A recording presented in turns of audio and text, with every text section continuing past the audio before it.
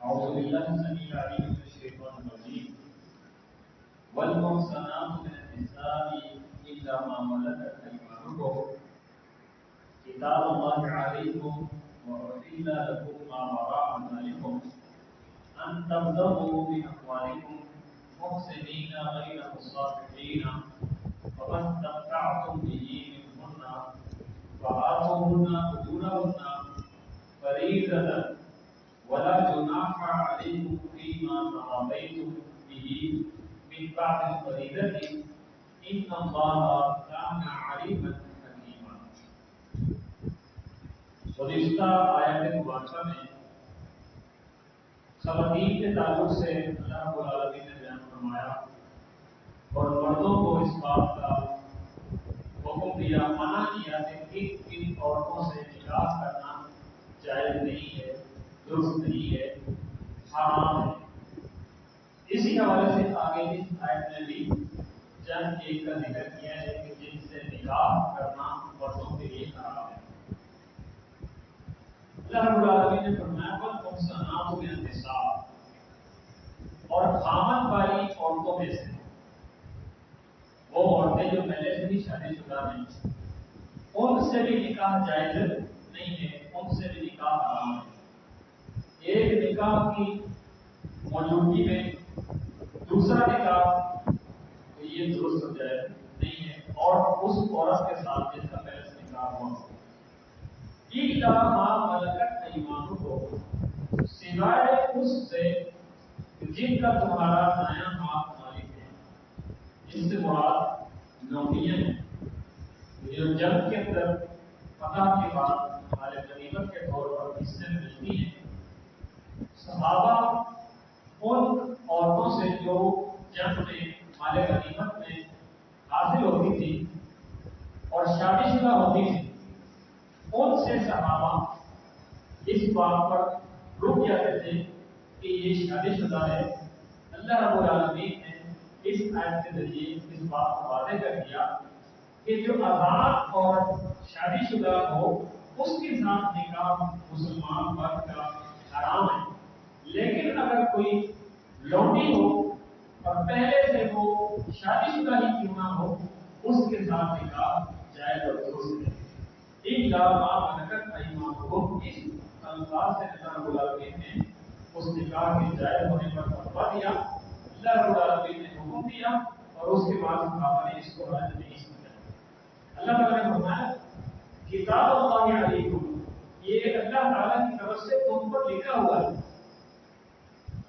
وَأُحِلَّ لَكُم مَّا وَرَاءَ ذَلِكُمْ، فرمایا یہ جو ذکر کرنی ہے ہم نے رشتے تم پر حرام رشتے ذکر کرنی ہے، وَأُحِلَّ لَكُم مَّا وَرَاءَ، اس کے علاوہ اور جو بھی ہیں ذَلِكُمْ تمہارے اوپر اس کے علاوہ جو بھی ہے وہ رشتے حلال ہے۔ یاد رکھیے گا کہ اللہ رب العالمین نے اس آیت مبارکہ میں اور گزشتہ آیت مبارکہ میں جو رشتے حرام ذکر کر دیے، اس کے علاوہ احادیث مبارکہ میں بھی کچھ رشتے جو نبی علیہ الصلوۃ والسلام نے حرام بیان کیے ہیں وہ موجود ہیں۔ وہ کیا ہیں؟ وہ دو بہنوں کو اکٹھا نکاح میں جمع کرنا یہ حرام ہے۔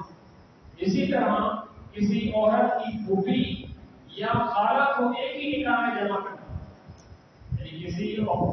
سے آپ نے نکاح کیا اور پھر اس کی پھوپھی سے بھی نکاح کریں یہ بھی منع اور حرام ہے، یا کسی عورت سے نکاح کیا اور اس کی خالہ سے نکاح کریں یہ نکاح بھی حرام ہے۔ اسی طرح چار سے زیادہ نکاح کرنا بھی حرام ہے۔ اسی طرح نکاح موتا جو موتا ہے جس کو نکاح کہا جاتا ہے موتا یہ بھی حرام ہے۔ اسی طرح نکاح حلالہ یہ بھی حرام ہے۔ اسی طرح وہ نکاح جو وٹا سٹا عام طور پر جس کو لفظ استعمال کیا جاتا ہے شغار، وٹا سٹا کہ اپنی بیٹی دیکھ کر اس کی بیٹی لینا، اپنی بہن دیکھ کر اس کی بہن لینا، اپنی کوئی عورت دیکھ کر اس کی عورت سے نکاح کرنا، عام طور پر لوگ یہ سمجھتے ہیں کہ اگر یہ بغیر حق پہن کے ہو تو پھر حرام ہے، اور اگر حق پہن کے ساتھ ہو تو پھر حلال ہے۔ ایسا نہیں ہے،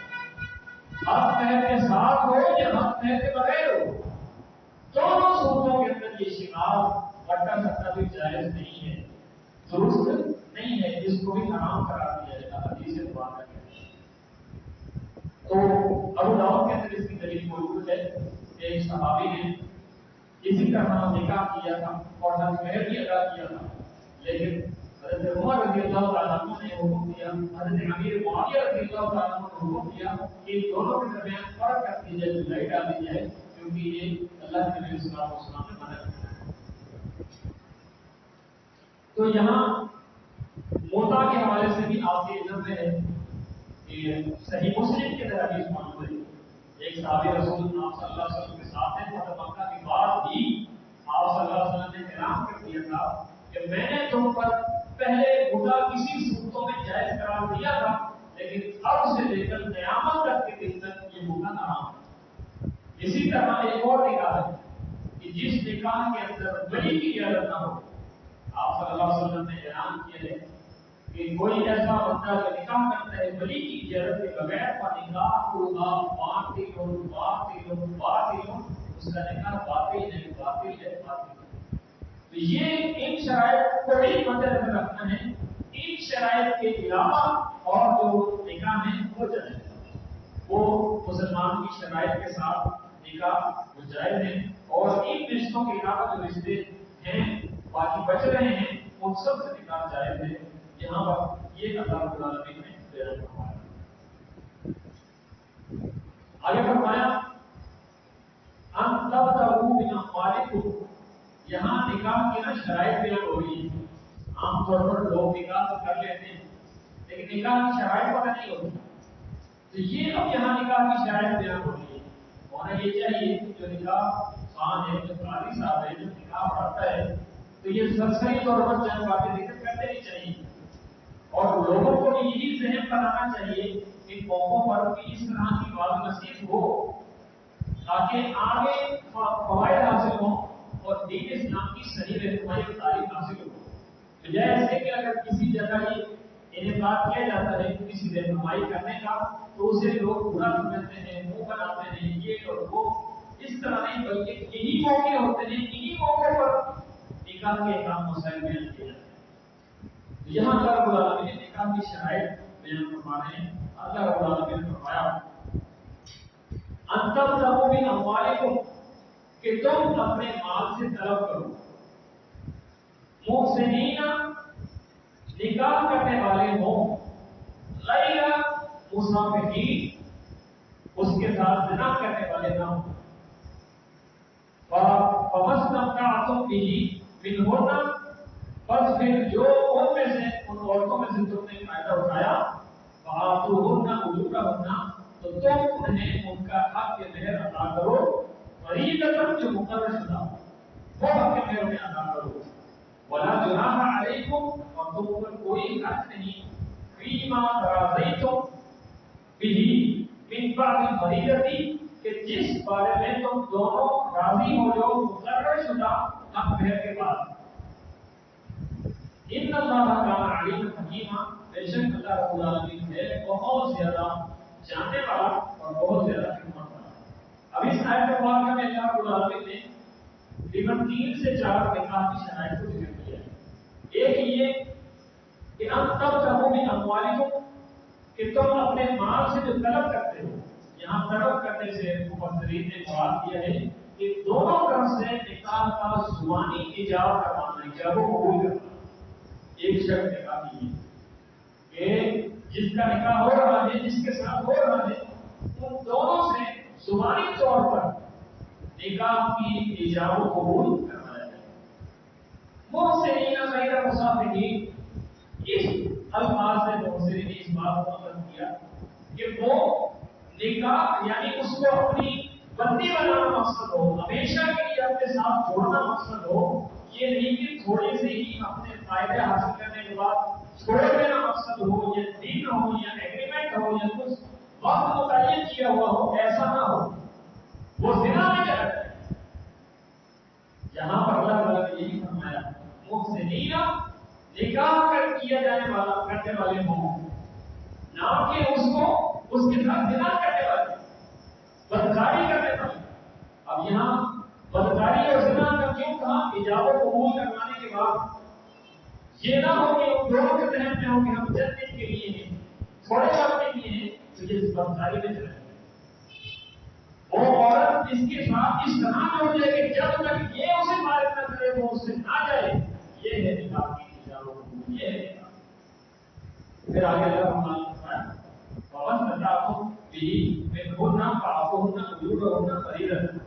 کہ پھر جس سے تم نے فائدہ اٹھایا ہے انہیں ان کا مقرر شدہ حق کے مہر دو. تو نکاح کے اندر ایک شرط حق کے مہر ہے، حق کے مہر ادا کیجیے، ایجاب و قبول اور مکمل نکاح اور ساتھ میں حق کے مہر. یہ نکاح کی شرائط میں اللہ رب العالمین نے ان کو ذکر فرمایا. اور آگے فرمایا ولا جناح علیکم، تم پر اس بارے میں کوئی حق نہیں فیما تراضیتم بھی کہ جس میں تم دونوں راضی ہو جاؤ بن باب فریضتی مقرر شدہ ہونے کے حق مہر کے بعد. یعنی اس بارے میں اگر تم راضی ہو جاؤ کہ کوئی معاف کر دے یا کوئی لے، جس بارے میں تم دونوں راضی ہو جاؤ اس میں کوئی حرج نہیں. جیسے کہ آپ نے پچھلی آیات کے اندر بات کو سماعت فرمایا کہ حق کے مہر کو کسی بھی غلط طریقے سے چھاپنا اور اس سے لینا اللہ تعالیٰ نے حرام اور منع کیا. یہاں بھی اس آیت میں بھی اللہ تعالیٰ نے ناحق حق مہر کو لینا منع کیا، لیکن اگر دونوں کی رضا ہوتی ہو، اس کی رضا سے اگر وہ خود کو چھوڑ دے یا پورا چھوڑ دے یا معاف کر دے تو یہ طریقہ کار درست ہے. لیکن عام طور پر معاشرے کے اندر ایک کام دیکھنے کو ملتا ہے، یہاں سے نکاح کے اندر حق مہر ایجاب و قبول ہوتا ہے اور وہاں جب نکاح کے بعد حق مہر دینے کی باری آتی ہے تو دلہا کے کام میں کوئی آگے بات ڈالتا ہے کہ دلہن کے کام میں آگے کوئی بات ڈالتا ہے کہ تم حق مہر نہ ہو اس کو معاف کرو. تو کیوں معاف کر دو؟ کیوں اس کے کام میں یہ بات ڈالی جاتی ہے؟ وہ حق مہر اس کا حق ہے، وہ اسے لے. یہ رشتے داروں کی طرف سے اس عورت کے کام میں بات ڈالی جاتی ہے. ایسا نہیں کرنا چاہیے. وہ اپنی مرضی سے چاہے کمی کر دے، معاف کر دے، وہ اس خاتون اس بچی کا مسئلہ ہے، کوئی اس کو اس بارے میں رہنمائی نہ کرے. تو اللہ رب العالمین نے یہاں نکاح کے فوائد میں سے نکاح کی شرائط میں سے اس بات کو ذکر کیا اور اللہ تعالیٰ نے فرمایا کہ ان اللہ کان علیما، بے شک اللہ تعالیٰ خوب جاننے والا ہے. یہاں یاد رکھیے گا نکاح کے معاملے میں جب یہ رشتے جڑنے والے ہوتے ہیں نا اس وقت ایک دوسرے کی عزت، تقریب، پیار، محبت بڑا دلایا جا رہا ہوتا ہے. لیکن نکاح کے تھوڑے ہی دن بعد یا اگلے ہی دن ایسے رویے تبدیل ہو جاتے ہیں کہ جیسے کبھی سالہ سال جانتے نہ یا سبھی دشمن ہو. اللہ تعالیٰ فرمایا کہ اللہ تعالیٰ بے شک اللہ تعالیٰ خوب جاننے والا ہے. اپنے رویوں کو نکاح کے وقت، نکاح سے پہلے جو ہے اس کو اسی طرح محبتوں کو برقرار رکھنا ہے. اللہ تعالیٰ خوب جاننے والا اور ان شرائط کے معاملے میں اللہ تعالیٰ خوب جاننے والا اور خوب حکمتوں والا ہے. فرمایا وَمَن لَّمْ يَسْتَطِعْ مِنكُمْ، تم میں سے جو کوئی شخص استطاعت نہیں رکھتا مال کے نہ ہونے کی وجہ سے، نکاح کی تم میں سے کوئی استطاعت نہیں رکھتا مال کے نہ ہونے کی وجہ سے، تو پھر اللہ تعالیٰ نے فرمایا يَنكِحَ الْمُحْصِنَاتِ الْمُؤْمِنَاتِ، پھر اسے چاہیے کہ وہ نکاح کر لے نیک عورتوں سے، ان سے وَمِمَّا مَلَكَتْ أَيْمَانُكُمْ، ان سے نکاح کرے جو نیک محسنات مومنات ہیں، ان میں سے جو تمہاری لوڈیاں ہیں ان لوڈیوں سے نکاح کر لے. مِن فَتَيَاتِكُمُ الْمُؤْمِنَاتِ، تمہاری ان لوڈیوں سے جو کہ مومنات ہیں. وَاللَّهُ أَعْلَمُ بِإِيمَانِكُمْ، اور اللہ تعالیٰ تمہارے ایمان کو زیادہ جانتا ہے. وَأَرْزُقُكُم مِّن بَعْضٍ، تمہارا بعض تمہارے بعد میں سے ہے. فَانكِحُوهُنَّ، تم ان سے نکاح کرو. بِإِذْنِ أَهْلِهِنَّ،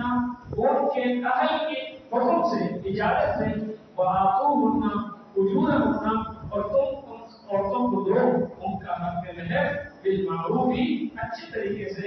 محسنات غیر مسافحات، نکاح کرنے والے ہوں نہ کہ بدکاری کرنے والے. ولا متخذات اخدان، اور نہ ہی وہ چھپے یار بنانے والے ہوں.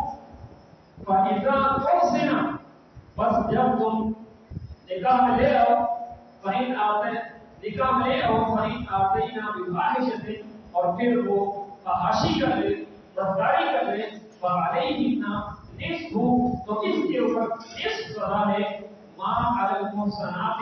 مِنَ الْعَذَابِ عذاب میں سے اس پر جو کہ عذاب عورت کے اوپر ہے، شادی شدہ عورت کے اوپر، ذَلِكَ یہ لمن خشی العنت یہ اس کے لیے ہے جو ڈرتا ہے گناہ سے منکم تم میں سے وان تذکروا اور یہ کہ تم صبر کرو خیر لکم یہ تمہارے لیے بہتر ہے اللہ غفور رحیم اور اللہ رب العالمین خوب بخشنے والا اور خوب رحم کرنے والا ہے۔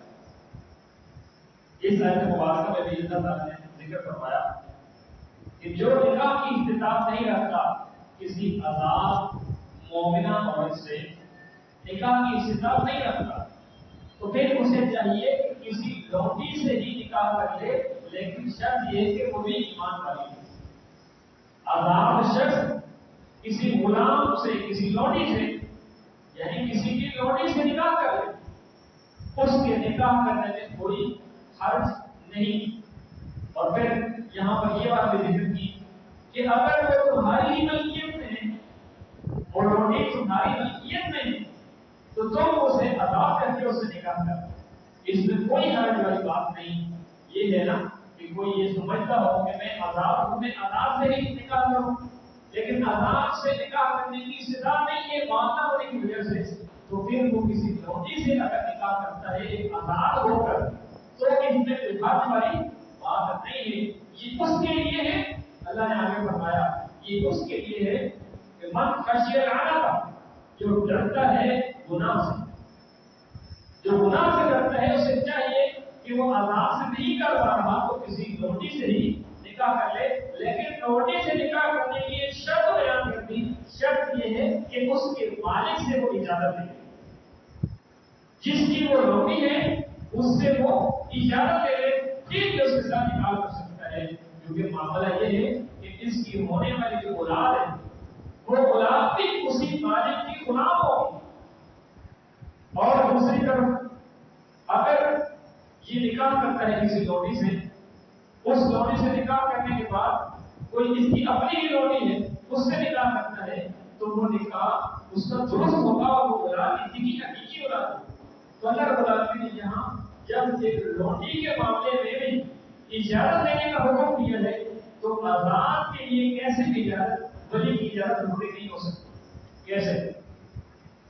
ایک لونڈی کے لیے بھی اجازت دینا ضروری ہے، تو آزاد جس کا خود گھر کے اندر مالک موجود ہے اس سے اجازت کے بغیر نکاح کیسے درست ہو سکتا ہے، جبکہ نبی علیہ السلام کا فرمان بھی اس کے اوپر خود موجود ہے۔ اور یہاں پر نکاح کی ایک اور شرط اللہ تعالیٰ نے بیان فرمائی ہے کہ ولا متخذات اخدان اور وہ چھپے یاری بنانے والے نہ ہوں۔ اس سے مطلب کیا ہے؟ اس سے مراد نکاح کے چھپ کے نکاح نہ ہو، نکاح کے گواہ ہو۔ تو نکاح کے اندر چار شرائط ہم نے جو ان دو آیات کے اندر سمجھی ہیں اور حاصل کی ہیں وہ یہ ہے کہ نکاح پہلے تو ایجاب و قبول، دوسرا مکمل نکاح اور تیسری کہ اس کا حق مہر مقرر کیا ہو، حق مہر ادا کیا ہو، اور چوتھی کہ گواہ موجود ہو۔ گواہ مسلمانوں میں سے دو مرد نہیں کافی ہیں، اگر دو مرد نہیں ہیں ایک مرد ہے تو اس کی دو مرد کی جگہ باقی ایک مرد کی جگہ دو خواتین، ایک مرد کی جگہ دو خواتین یہ بھی ہو جائے تب بھی یہ نکاح کی گواہی ہو جائے گی۔ یہ نکاح کے گواہ نکاح کی شرط ہے۔ تو یہ معاملات اللہ رب العالمین نے یہ نکاح کی شرائط کو یہاں اللہ تعالیٰ نے ذکر فرمایا، اور یہاں بھی یہی بات کو ذکر فرمایا کہ وہ نکاح کرنے والے ہوں، بدکاری کرنے والے نہ ہوں۔ یرید اللہ لیبین لکم اللہ تعالیٰ چاہتا ہے کہ تمہارے لیے واضح کر دے، کھول کے بیان کر دے، ویہدیکم اور تمہیں اللہ تعالیٰ ہدایت رہنمائی دینا چاہتا ہے، سنن الذین من قبلکم ان لوگوں کے طریقے کی جو تم سے پہلے تھے، ویتوب علیکم اور اللہ تعالیٰ تمہاری توبہ قبول کرنا چاہتا ہے، تمہاری طرف متوجہ کرنا ہونا چاہتا ہے، اللہ علیم حکیم اور اللہ رب العالمین خوب جاننے والا اور خوب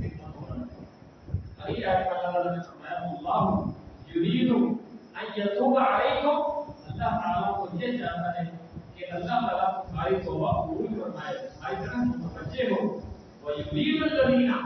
اور چاہتے ہیں وہ لوگ یتبعون الشہوات جو پیروی کرتے ہیں اپنی خواہشات کی ان تمیلوا میلا عظیما کہ وہ تمہیں پھیر دیں اور بہت زیادہ شدید تمہیں پھیر دیں یرید اللہ اللہ تعالیٰ یہ چاہتا ہے ان یخفف عنکم کہ اللہ تعالیٰ تمہارے اوپر تخفیف کرتے نرمی کرے وخلق الانسان ضعیفا اور پیدا کیا گیا ہے انسان کمزور پیدا کیا گیا ہے اور آگے فرمایا یا ایھا الذین آمنوا اے وہ لوگ جو ایمان لائے ہو لا تأکلوا اموالکم بینکم بالباطل اے ایمان والو نہ تم کھاؤ مال آپس میں ایک دوسرے کا باطل طریقے سے الا ان تکون تجارت سوائے اس کے کہ ہو تمہارے درمیان کوئی تجارت ان تراضی منکم کہ جس سے تم آپس میں راضی ہو ولا تقتلوا انفسکم اور نہ ہی تم اپنے نفسوں کو قتل کرو ان اللہ کان بکم رحیما بے شک اللہ تعالی ہے تمہارے پر بہت زیادہ مہربان اس آیت مبارکہ میں آپس میں ایک دوسرے کا مال ظلم کے ساتھ کھانے سے اللہ رب العالمین نے منع کیا ہے آپ تجارت کے اندر اگر کوئی شرائط ہو آپس میں کچھ طے کیا ہے کہ یہ حصہ لے سکتے